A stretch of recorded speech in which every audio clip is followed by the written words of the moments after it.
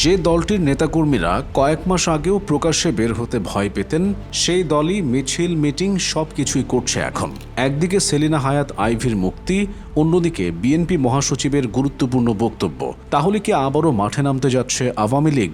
2024 সালের 5 আগস্টের পর আওয়ামী লীগের অনেক নেতাকর্মী গ্রেফতার হয়েছেন, অনেকেই আত্মগোপনে গেছেন, আবার অনেকের বিরুদ্ধে মামলাও হয়েছে। ফলে রাজনৈতিক মাঠে আওয়ামী লীগের উপস্থিতি প্রায় অদৃশ্য হয়ে যায়। কিন্তু সময়ের সঙ্গে সঙ্গে পরিস্থিতি কি বদলাতে শুরু করেছে? প্রথমে আসা যাক সেলিনা হায়াৎ আইভীর প্রসঙ্গে। নারায়ণগঞ্জ সিটি কর্পোরেশনের সাবেক মেয়র সম্প্রতি সব মামলায় জামিন পাওয়ার পর কারাগার থেকে মুক্তি পেয়েছেন। আদালতের বিভিন্ন পর্যায়ের শুনানির পর তার মুক্তির পথ সুগম হয়। আইভী বাংলাদেশের রাজনীতিতে একটি পরিচিত নাম। আওয়ামী লীগের রাজনীতির সঙ্গে দীর্ঘদিন যুক্ত থাকলেও তাকে অনেক সময় নিজস্ব অবস্থান থেকে কথা বলতে দেখা গেছে। নারায়ণগঞ্জে তার ব্যক্তিগত জনপ্রিয়তা নিয়েও দীর্ঘদিন আলোচনা রয়েছে।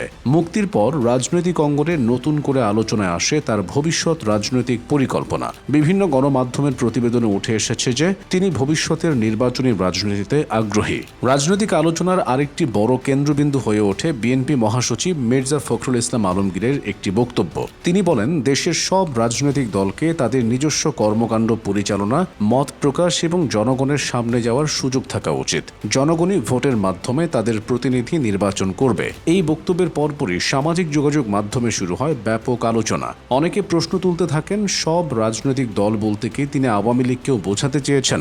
যদিও বিএনপির পক্ষ থেকে এ বিষয়ে স্পষ্ট কোনো ব্যাখ্যা দেওয়া হয়নি, তবুও রাজনৈতিক বিশ্লেষকদের একটি অংশ মনে করছেন বাংলাদেশের ভবিষ্যৎ রাজনীতিতে অংশগ্রহণমূলক পরিবেশ তৈরির আলোচনা ক্রমেই গুরুত্ব পাচ্ছে। কিন্তু এখানেই রয়েছে সবচেয়ে বড় প্রশ্ন, যদি ভবিষ্যতে একটি প্রতিযোগিতামূলক নির্বাচন অনুষ্ঠিত হয়, তাহলে সেখানে আওয়ামী লীগের অবস্থান কি হবে?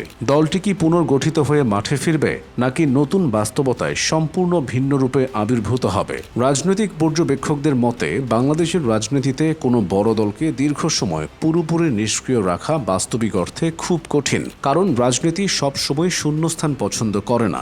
যখন একটি শক্তি দুর্বল হয়, তখন হয় সেটি নতুনভাবে ফিরে আসে, নয়তো তার জায়গায় নতুন শক্তির উত্থান ঘটে। এই মুহূর্তে আওয়ামী লীগের ক্ষেত্রেও একই প্রশ্ন সামনে রয়েছে।